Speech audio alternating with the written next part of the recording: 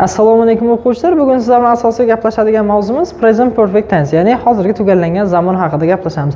O'tgan darslarda o'tganidek, present simple hozirgi oddiy zamon, present continuous yoki past simple, past continuous, future simple, future continuous haqida o'tgandik, ya'ni oddiy va davomli zamonni o'tgandik. Bugun sizlar bilan tugallangan zamon haqida gaplashishimiz kerak. Present perfect tense hozirgi tugallangan zamon. Boshqa zamonlarda bo'lgani kabi bunda ham xuddi shunday o'zi bilan ishlatiladigan holatlari bor albatta. Demak, buning eng asosiy qoidasi bajarilgan ish harakatining natijasini ko'rsatish uchun ishlatiladi. Misol uchun men imtihondan o'tdim.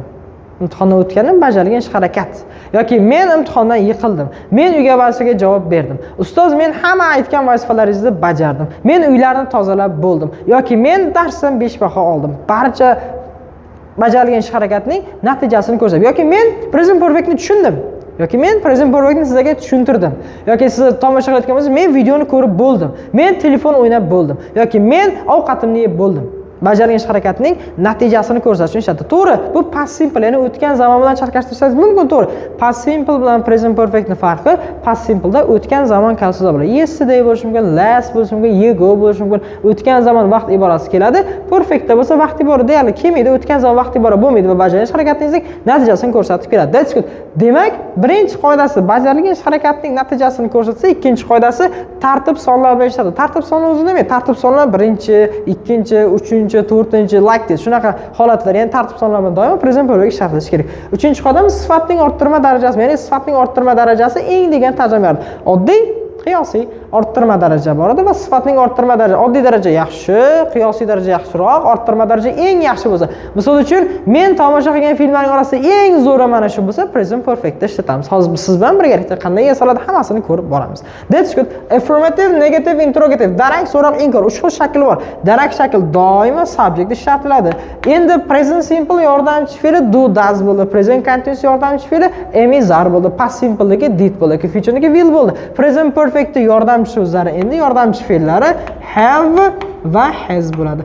Endi eslaringizda bo'lsa, noto'g'ri fe'llar jadvali degandim. 3 ustunga ega bo'lgan noto'g'ri fe'llar jadvali bor. Fe'l 1, fe'l 2, fe'l 3.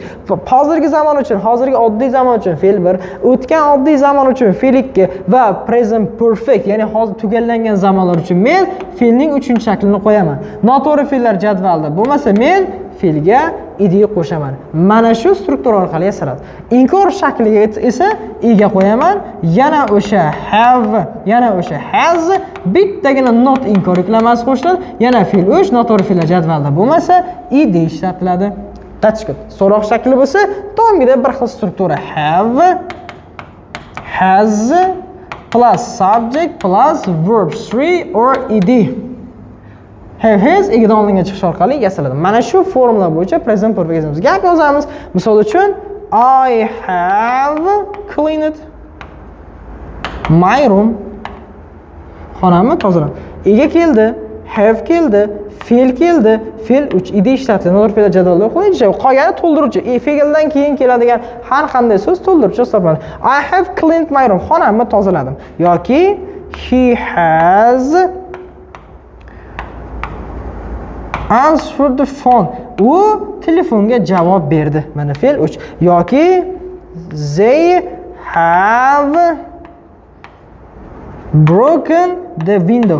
Ular derazani sindirishdi. Derazani sindirdi. Present perfectning asosiy tarjimasi did deyiladi. Ya'ni o'qidi, ishladi, bajardi, nimadir qildi. Like this. Endi inkor shakliga o'tadi. Men xonani tozaladim. Men xonani tozalamadim bo'lsa, I have not cleaned my room. Xonani tozalamadim. Yoki u telefonga javob berdi. U telefonga javob bermadi bo'ladigan bo'lsa, he has not answered. Ana shunday. Yoki ular derazani sindirdi. Yo'q, ular derazani sindirmadi bo'ladigan bo'lsa, yana o'sha not qo'shaman. They have not broken. Derazani sindirmadi ular. Bitta not inkor yuklamasi qo'shilgan, yordamchi fe'l va asosiy fe'l o'rtasiga not inkor yuklamasi qo'shilyapti. So'roq shakliga o'tamiz, have nega davomga chiqaramiz. Demak, uyni tozaladingmi? Xonani tozaladingmi bo'lsa, yozamiz. Have you cleaned? Clean the room. Xonani tozaladingizmi? Natijali harakatni so'rayapman. U imtihon, u telefonga javob berdimi? Has he answered the phone? ular derazani sindirdi. Derazani sindirdi bo'lyapti. Derazani sindirdimi bo'lsa have they sindirdi bo'lsa nima bo'ladi? Broken. Have they broken the window? Ular derazani sindirdimi? Mana shu shaklda yasaladi present perfect. Ya'ni present simple bo'lsa, egadan keyin fe'l bir qo'ying. Present continuous bo'lsa, egadan keyin emizar fe'l ing qo'ying. Present perfect bo'ladigan bo'lsa, natijali ish harakatni gapirmoqchi bo'lsangiz, egadan keyin have qo'ying, he she'tga has qo'ying va fe'l shu. I have cleaned the room. Xonani tozaladim.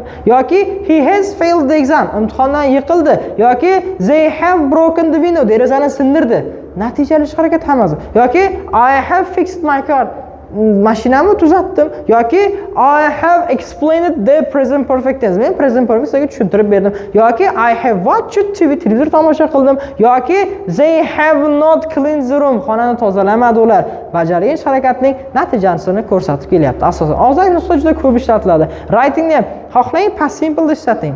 Xohlang gapingizni present perfect ishlating. Deyarli ikkalasi ham farq qilmaydi ko'pincha, lekin qilgan ishingizni aytmoqchi bo'lsangiz, natijani ko'rsatmoqchi bo'lsangiz present perfect ishlating. Kecha qildim, o'tgan oy qildim yoki ertalab qildim deb o'tgan zamonni kalit so'zlari bilan, vaqt iboralari bilan aytadigan bo'lsangiz, unda past simple ishlatishingiz to'g'ri keladi. Hozir buni ham sizlar bilan to'liq buni rasmga olib yozib olasiz va sizlarga hozir o'zi bilan birga ishlatiladigan kalit so'zlarni yozamiz. Davom etamiz. Mana bu o'zi bilan birga ishlatiladigan time expression deyiladi. Ya'ni vaqt iboralari, ya'ni kalit so'zlar deb aytadi. Already, so far, just, yet, still, never, ever, far, so far emas, yes, so far, for, since bilan ishlatiladi. Bularga sizlar bilan gapdan so'ng bular gapni kelish o'rni biroz boshqacharoq. Shuning uchun biroz fokusni qaratinglar. Already allaqachon bu yordamchilar o'rtasiga keladi. I have already finished my job. Demak, finished sal tezroq yozaman, my job. Men ishimni allaqachon tugatdim. Yoki so far haligacha demak, he has not cleaned the room so far. U haligacha xonasini tozalamadi. Eslab qoling, mana bu so far asosan inkor gaplarda ishlatiladi. Keyingisi just, hozirgina. We have just left. Biz hozirgina ketdik. Yordamchi fe'l va asosiy fe'l o'rtasida ishlatiladi. Yet still degani hali ham yoki haligacha deb ishlatiladi. Yet stilllar hali ham haligacha. Xo'p, bu mana bu eslab qoling. Yet va still ham asosan so'roq va inkor gaplarda ishlatilsin. Va ko'pincha so'roq va inkor gaplarda ishlatiladi. Yet hali ham. Xo'p, misol uchun so'roq beradi. Have you, misol uchun have you haligacha, hali ham tuzating. Have you cleaned deylikmi? Cleaned the room yet.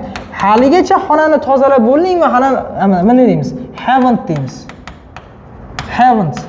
Ya'ni have not qisqartmasi. Haven't you cleaned the room yet? Haligacha xonani tozalab bo'lmadingmi sen? Hali ham xonani tozalamadingmi degan ma'noda ishlatiladi. Yoki still hali ham I have not fixed the car yet. Yes, still. I haven't still deylik. Ha, mana bu yerda qolib ketdi. I haven't still. Men hali ham fixed the car. Fixed the car. Men mashinani hali ham tozalamadim. Hali ham mashinani tozalamadim. Men haligacha tozalamadim. Asosan inkor va so'roq gapida. Never hech qachon darak gapda qatnashib, inkor gap yasaydi. Never qatnashgan gapda notlar umuman ishlatmaysiz, esdan chiqarmaysiz bu narsani. Never hech qachon. I have never seen you. Men sizni umuman ko'rmaganman, hech qachon ko'rmaganman. Ha, mana bu yerda bittasi qolib ketdi. I'm sorry.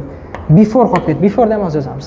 Demak, ever qachonlardir asosan so'roq gaplarda, so'roq tagiga chizib qo'yganlarim so'roq va inkor gaplar, asosan so'roq gaplarda ishlatiladi. Have you ever been to Paris? Parijda bo'lganmisiz? Qachonlardir Parijda bo'lganmisiz degan ma'noda ishlatiladi. For bilan siz dan beri bu ikkalasidan keyin ham mana bu yerga time deb qo'yaman, vaqt keladi. Va doim gapda oxirida keladi. Misol uchun I have studied English.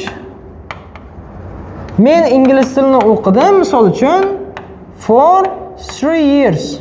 3 yildan beri ingliz tilini o'qidim. 3 yil davomida ingliz tilini o'qidim. Dan beri. Mana bu fordan keyin mana vaqt kelyapti. Yoki since ishlatamiz. He has not slept. U uxlamadi. Misol uchun since Monday. U dushanbadan beri uxlamadi. Dushanbadan beri uxlagani yo'q. Yoki before degani, buni tarjimasi oldin degani. Before oldin. Bunga ham bitta gap yozib qo'yaylik. Oldinlar. Xo'p, I have been to deylik. I have been to demak Toshkent before. Men oldin Toshkentda bo'lganman. Asosan kalit so'zlar. Mana shu kalit so'zlar bilan doimo perfect yoki perfect continuous zamonlar ishlatiladi. Esdan chiqarmaysizlar. O'zlaringiz bunga to'liq gap tuzib olingizlar. Va ertaga hech qachon eslaringizdan chiqmaydigan footprint bo'lib qoladi. Bu narsa esdan chiqmaydi. Bunga o'tadigan asosiy mavzuimiz shulardir. Present perfect darak shakli, have has dan keyin fe'l 3 keladi, inkor shakli have has ga not qo'shadi, so'roq shakli have has nomiga chiqadi. Va bajarilgan siz qilgan ishingizni natijasini ko'rsatish uchun ishlatiladi. Mana shunday.